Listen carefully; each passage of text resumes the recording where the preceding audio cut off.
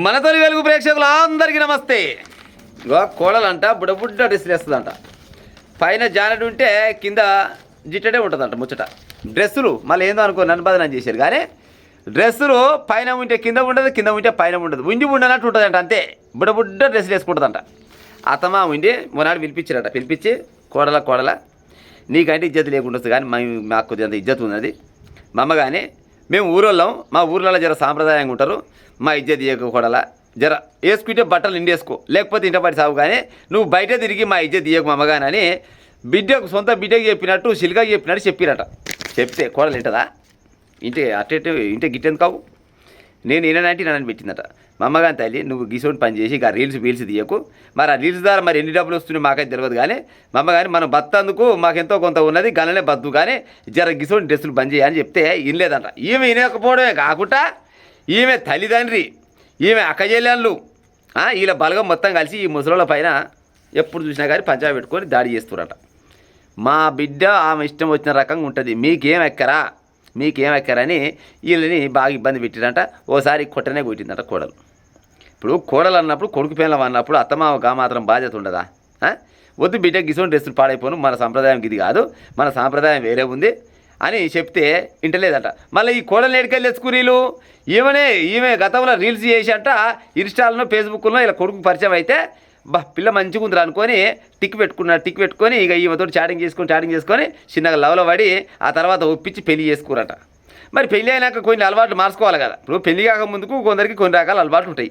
ఆ పెళ్ళి అయినాక వద్దులే అటువంటి ముచ్చట ఎందుకు, ఒకవేళ ఉన్నా కానీ జర దాన్ని ఒక క్రమబద్ధంగా ఏమంటారు జర వ్యావహారికంగా చేసుకోవాలి అని ఆలోచన ఉండాలి. కానీ లేదు నేను మళ్ళీ పాదేశం వేస్తా మునుపల్లెక్కనే ఉంటాను అనుకొని పెట్టి డ్రెస్సులు అంట, బుడ్డ డ్రెస్సులు, పైన గిత్తుంటే కింద గిత్త అంతే లెక్క. ఇక అంతే ఈ కారం తప్పిన ముచ్చట. కానీ డ్రెస్సులు మాత్రం ఈ కారం తప్పిన డ్రెస్సులు వేసుకుంటే అత్తమాకు నచ్చగా చెప్తే ఈయనకపోయేసరికల్లా దెబ్బలు కొడితే తాళలేక అనుకురంట, అత్తమా అనుకురంట.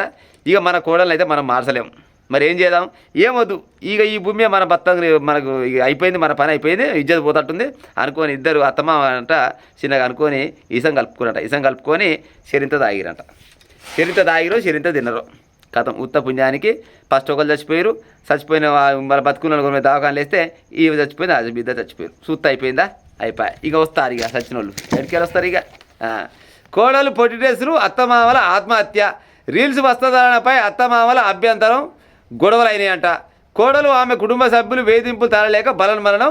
జరిగింది ముచ్చట హర్యానాలోని పానిపట్ల జరిగిందట. హర్యానా దగ్గర పానిపట్ల కోడలి పొట్టి డ్రెస్సులు, అత్తమామల ఆత్మహత్య.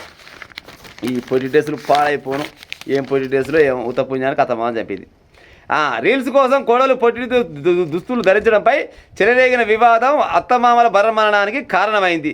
రీల్స్ వస్త్రధారణపై గ్రామీణ ప్రాంతానికి చెందిన అత్తమామలు అభ్యంతరం వ్యక్తం చేయడంతో మొదలైన వివాదం చివరికి ఆ దంపతుల ప్రాణాలే తీసేసింది. కోడలు ఆమె కుటుంబ సభ్యులు వేధింపులు తాళలేక అత్తమామలు ఆత్మహత్య చేసుకున్న ఘటన హర్యానాలోని పానిపట్లో జరిగింది. ఇంకా బాధిత కుటుంబ సభ్యుల కథనం ప్రకారం పానిపట్ జిల్లాలోని నారా గ్రామానికి చెందిన రాజేష్ 46 ఏళ్ళు, సుమను 44 ఏళ్ళంట. ఆశీష్ అనే కుమారుడు ఉంటాడంట. ఈ కుమారునికి సోషల్ మీడియా ద్వారా పరిచయం అయిందంట. ఢిల్లీకి చెందిన ఈమె పేరు స్నేహ అనే యువతి. ఈ స్నేహని ప్రేమించి పెళ్లి చేసుకుంటూ 2025లో పెళ్లి చేసుకున్నాడంటే పోయినేడే పెళ్లి చేసుకుంటు పెద్దల అంగీకారంతో పెళ్లి చేసుకున్నాడు. అయితే రీల్స్ చేస్తూ సోషల్ మీడియాలో యాక్టివ్గా ఉండే స్నేహ జీవన విధానం వస్త్రధారణపై గ్రామీణ నేపథ్యం కలిగిన ఆశీష్ తల్లిదండ్రులు అభ్యంతరం వ్యక్తం చేశారు. విషయంలో స్నేహ అత్తమామల మధ్య వాగ్వాదం జరిగి అవి క్రమంగా కుటుంబ కలహాలుగా మారాయి. స్నేహతో పాటు ఆమె తల్లిదండ్రులు, ఆమె సోదరి కూడా రాజేష్ దంపతులను వేధించడం మొదలుపెట్టారు. స్నేహ పలుమార్లు అత్తమామలపై భౌతికంగా కూడా దాడికి పాల్పడింది. ఈ క్రమంలో తీవ్ర మనోవేదనకు గురైన రాజేష్ దంపతులు విషం తీసుకొని ఆత్మహత్య చేసుకున్నట్ట, కథం అయిపోయినట. వీళ్ళు చేసిన తప్పేంది, అత్తమామలు కోడలకు బుద్ధి చెప్పడం. బుద్ధి అంటే బుద్ధి ఏంది, సరే ఇంకేం పని చేస్తలేదు కదా, ఇంకా పొట్టి డ్రెస్ వేసుకుంటున్న బిడ్డ మా అమ్మగానే వేసుకోకు, బయటికి పోతే మా ఇజ్జత్ పోతట్టుంది, మా అమ్మగానికి ఆ పని చేయకన్న పాపానికి నేను మోడల్ని, నేను రీల్స్ చేస్తా, రీల్స్లలో బొచ్చు లక్షల రూపాయలు కమాంచి మిమ్మల్ని గుసబెట్టి చేస్తా అన్నట్టు వాళ్ళ మీదనే పంచాయతీ దిగి ఏకంగా దాడి చేసి వాళ్ళ ఇజ్జత్ తీస్తే పాపం ముసలోళ్ళు కూడుగా బయట ఇజ్జత్ పాటలు పడి ఆత్మహత్య చేసుకొని ఈసం దాగి తెచ్చిరంట. గిట్ట ఉంటే అదులా పెళ్లి కాకముందుకు కొన్ని రకాల అలవాట్లు ఉంటాయి ఎవరికైనా.